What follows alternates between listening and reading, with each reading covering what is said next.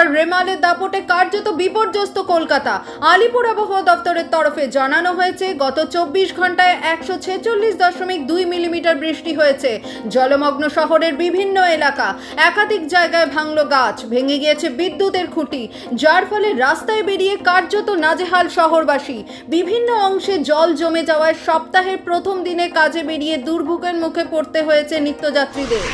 রেমালের বলিচার এন্টালিতে চাঙর খসে মৃত্যু হয়েছে একজনের, পাশাপাশি মৌসুমী দ্বীপের টিনের চালের ওপর গাছ পড়ে মৃত্যু হয়েছে এক বৃদ্ধার। অপরদিকে হুগলি জেলার মেমারিতে বিদ্যুৎ পৃষ্ঠ হয়ে দুজনের মারা যাবার খবর পাওয়া গেছে। এর মধ্যে কলকাতার আবহাওয়া দপ্তরের অধিকর্তা সোমনাথ দত্ত বলেছেন, দক্ষিণবঙ্গের অনেক জেলায় ঘন্টায় 45 থেকে 55 কিলোমিটার বেগে ঝোড়ো হাওয়ার সঙ্গে চলবে বৃষ্টিপাত। কলকাতা, হাওড়া, হুগলি এবং পূর্ব মেদিনীপুরে ভারী থেকে অতি ভারী বৃষ্টিপাত হবে। নির্বাচনী বিজ্ঞাপন মামলায় শীর্ষ আদালতে ভর্ৎসনার মুখে বিজেপি। তৃণমূলের বিরুদ্ধে আপত্তিকর শব্দ প্রয়োগ করে বিজ্ঞাপন দেওয়ার অভিযোগ তুলে আইনের দ্বারস্থ হয়েছিল রাজ্যের শাসক দল। তা নিয়ে কলকাতা হাইকোর্টে ধাক্কা খেতে হয় বিজেপিকে। হাইকোর্ট স্পষ্ট নির্দেশ দেয়, বিজ্ঞাপনগুলির কোনো বিশ্বাসযোগ্যতা নেই, তা আর সংবাদ মাধ্যমে প্রকাশ করা যাবে না। এই নির্দেশকে চ্যালেঞ্জ করে সুপ্রিম কোর্টে আবেদন করে গেরুয়া শিবির। সোমবার মামলাটির শুনানির জন্য উঠলে বিচারপতিরা তা শুনতেই রাজি হলেন না। সুপ্রিম কোর্টের এই পর্যবেক্ষণ নিয়ে তৃণমূলের দাবি, এটাই বাংলা এবং মা মাটি মানুষের নৈতিক জয়।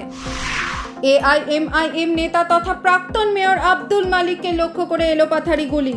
অজ্ঞাত পরিচয় দুষ্কৃতীদের হামলায় গুরুতর আহত হয়ে বর্তমানে হাসপাতালে চিকিৎসাধীন ওই আসাদ উদ্দিন ওয়েসির দলের নেতা। রবিবার রাতে এই হামলার ঘটনা ঘটে মহারাষ্ট্রের মালেগাঁও এলাকায়। এই ঘটনায় রীতিমতো চাঞ্চল্য ছড়িয়েছে এলাকায়।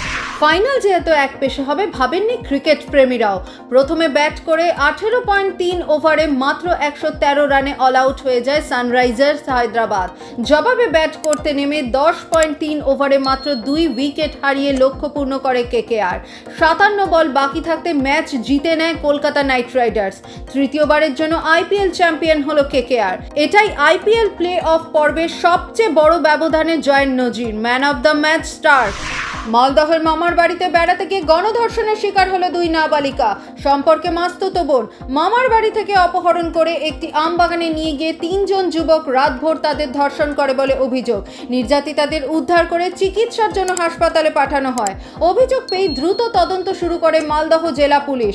24 ঘন্টার মধ্যেই 3 অভিযুক্তকে পুলিশ গ্রেফতার করেছে। হেলিকপ্টার দুর্ঘটনায় মৃত ইরানের প্রেসিডেন্ট ইব্রাহিম রইসি। নতুন নির্বাচন অনুষ্ঠিত হতে চলেছে ইরানে। আগামী 28 জুন ইরানের নতুন প্রেসিডেন্ট নির্বাচন হবে। প্রাক্তন প্রেসিডেন্ট মাহমুদ আহমাদিনেজাদ এই নির্বাচনে প্রার্থী হওয়ার কথা ঘোষণা করেছেন। ইরানের গণমাধ্যম ইরান ইন্টারন্যাশনাল এক প্রতিবেদনে এমন তথ্য জানা গেছে। সংসদে আহমাদিনেজাদ সমর্থকরা ইতিমধ্যে আহমাদিনেজাদের সিদ্ধান্তকে স্বাগত জানিয়েছেন। মাহমুদ আহমাদিনেজাদ 2005 থেকে 2013 সাল পর্যন্ত পরপর 2 মেয়াদে ইরানের প্রেসিডেন্ট ছিলেন। এর আগে তিনি রাজধানী তেহরানের মেয়র হিসেবেও দায়িত্ব পালন করেন। ইসরায়েলের পাল্টা হামলায় নিকেশ হামাস কমান্ডার। জানা গিয়েছে, রবিবার রাতে দক্ষিণ গাজার রাফার মিসাইল হামলা চালিয়েছে ইসরায়েলি সেনা। অন্তত 35 জনের মৃত্যু হয়েছে ওই হামলায়। উল্লেখ, রবিবার সকালে ইসরায়েলের ক্ষেপণাস্ত্র ছুড়েছিল হামাস। তারপরই পাল্টা হামলা ইসরায়েলের। যদিও প্যালেস্টাইনের দাবি, উত্তর গাজা থেকে আসা শরণার্থীদের শিবিরেই হামলা করেছে ইসরায়েল।